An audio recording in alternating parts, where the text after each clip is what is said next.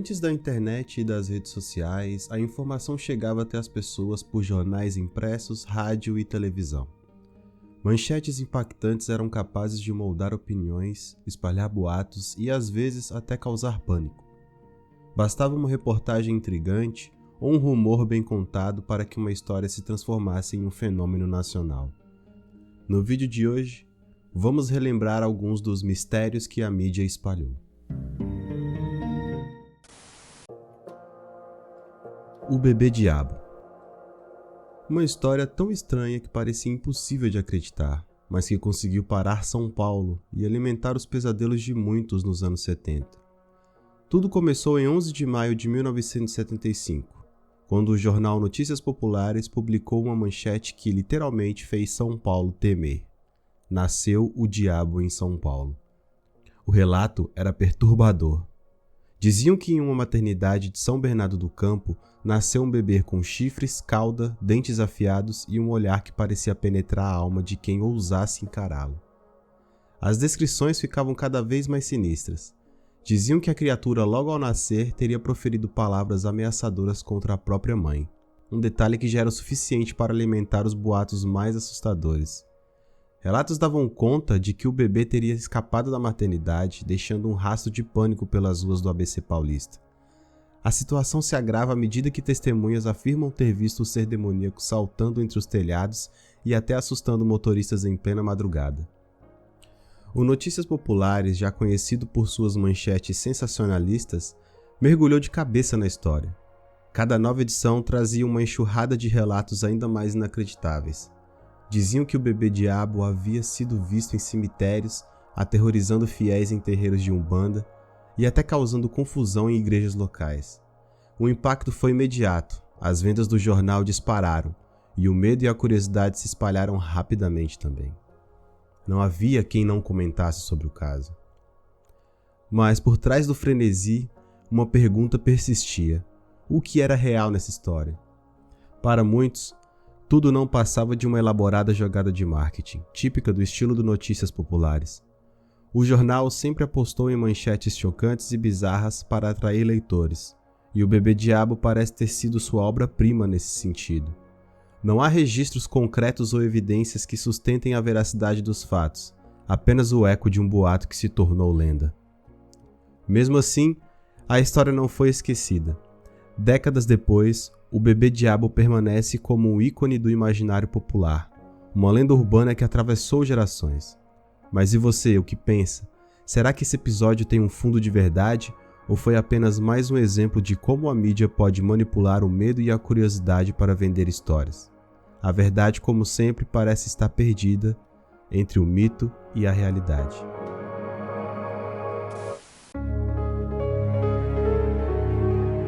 As Vozes do Inferno. Durante os anos mais tensos da Guerra Fria, quando ciência e tecnologia eram utilizadas como armas estratégicas, surgiu um projeto que ultrapassou os limites do conhecimento humano e se tornou um dos maiores mistérios do nosso tempo: o Poço Superprofundo de Kola. Escavado na remota região da Rússia durante a década de 70, o poço atingiu uma profundidade impressionante de 12.262 metros, o mais profundo já perfurado pelo homem. Oficialmente, o objetivo era científico: compreender as camadas mais profundas da crosta terrestre e desvendar os segredos do interior do planeta. Mas, como acontece com tantas empreitadas humanas, o projeto logo ganhou contornos sombrios. De acordo com rumores que circularam ao longo dos anos, algo inexplicável foi encontrado nas profundezas.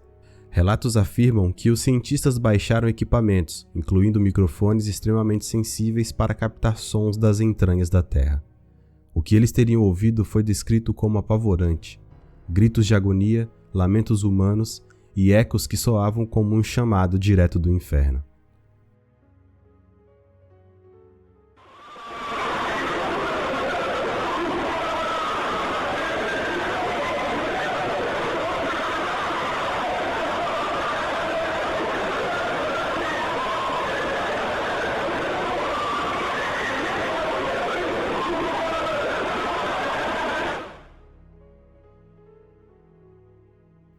A história dos chamados Sons do Inferno rapidamente ganhou fama, espalhando medo e fascinação.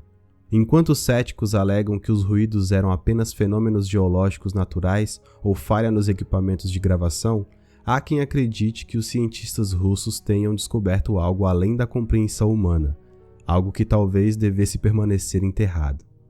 No Brasil, o caso se tornou ainda mais conhecido quando o programa do Ratinho trouxe à tona a história em uma de suas reportagens.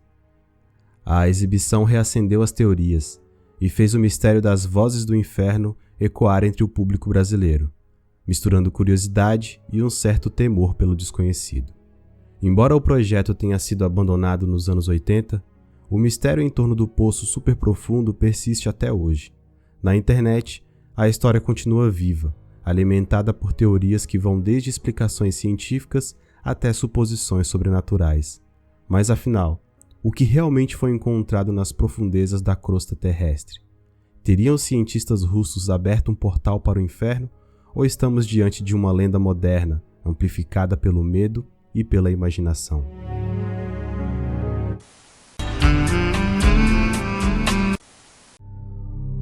A Gangue do Palhaço. Nos anos 90, uma história aterrorizante começou a tomar forma nas ruas da Grande São Paulo, espalhando medo e desconfiança. Era o boato da temida Gangue do Palhaço. Segundo os relatos, uma Kombi branca ou azul rondava as escolas públicas da região. Diziam que dentro dela estava um palhaço, acompanhado por sua cúmplice, uma bailarina.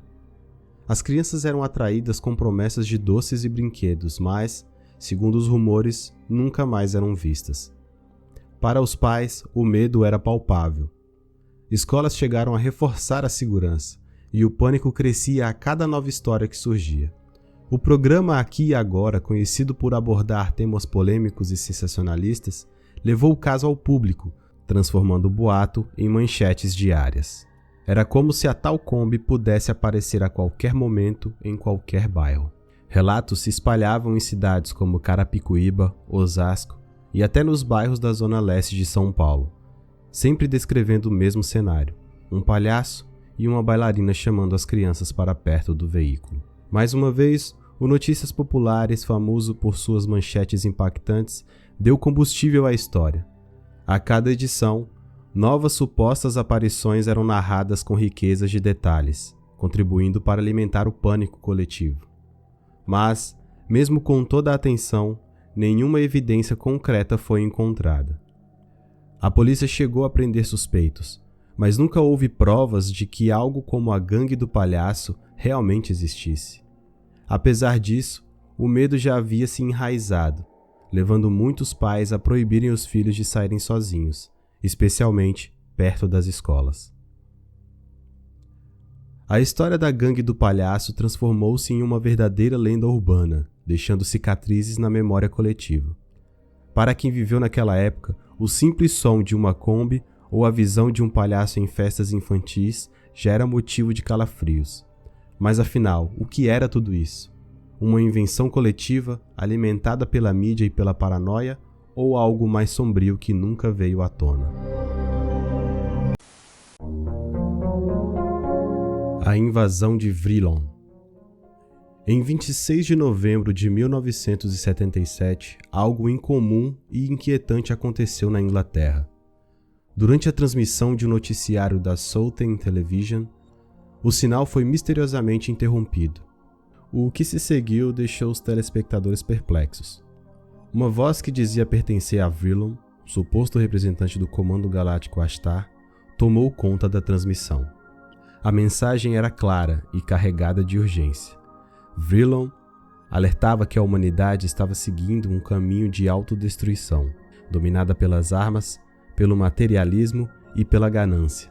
Ele pedia que abandonássemos esses hábitos e buscássemos um caminho de paz e espiritualidade, ou, segundo ele, uma grande catástrofe seria inevitável. A voz calma, mas ao mesmo tempo inquietante, afirmava que seres superiores estavam observando as nossas ações, preocupados com o futuro da Terra. O incidente rapidamente se tornou alvo de discussões intensas. Para ufólogos e entusiastas do paranormal, aquilo era prova de um contato extraterrestre real, uma tentativa de comunicação de seres avançados tentando salvar a humanidade de si mesma. Por outro lado, os mais céticos acreditavam que a transmissão era fruto de uma pegadinha elaborada, talvez uma das primeiras ações de hackers modernas, aproveitando as falhas tecnológicas da época. O mistério só cresceu com o passar dos anos. A Southern Television nunca conseguiu identificar os responsáveis pela invasão do sinal, deixando o caso envolto em sombras e especulações. Até hoje, não há explicação definitiva. Era uma mensagem vinda de um plano superior, um alerta legítimo que decidimos ignorar, ou apenas uma brincadeira sofisticada que se transformou em uma das maiores lendas da ufologia? Você já conhecia essas histórias? Acha que há algo de verdadeiro nelas ou são apenas lendas criadas e espalhadas pela mídia da época? Se você conhece algum outro caso desse tipo, compartilhe nos comentários, quem sabe ele não aparece em um próximo vídeo. Se gostou do conteúdo, não esqueça de deixar o like, se inscrever no canal e ativar as notificações para não perder os próximos vídeos. E é claro, compartilhe com os seus amigos que gostam desse tipo de conteúdo. Isso ajuda muito o canal a continuar trazendo conteúdos como esse. Até a próxima!